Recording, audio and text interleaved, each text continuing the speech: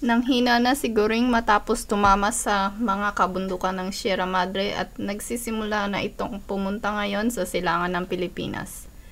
Samantala, ang karagdagang malakas na ulan sa kanluran ay nagdudulot ng mga balita ng pagbaha sa Hilaga at Kanlurang Luzon. Si Goring ay inaasahang lumayo sa Pilipinas at lumiko pabalik sa Hilaga ngayong linggo bago tuluyang lumipat patungo sa Taiwan bilang isang malakas na typhoon.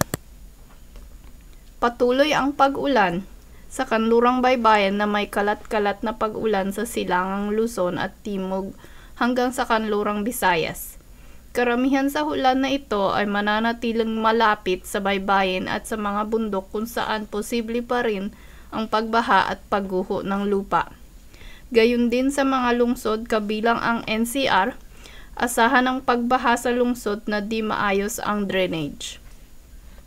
May iba pang mga bagyo na ating sinusubaybayan sa Western Pacific pero hindi ito makakaapekto sa Pilipinas. I'm Marin Spera. Thank you very much for watching and please let us know what you think of these Tagalog updates in the comment section below. And as always, stay safe out there.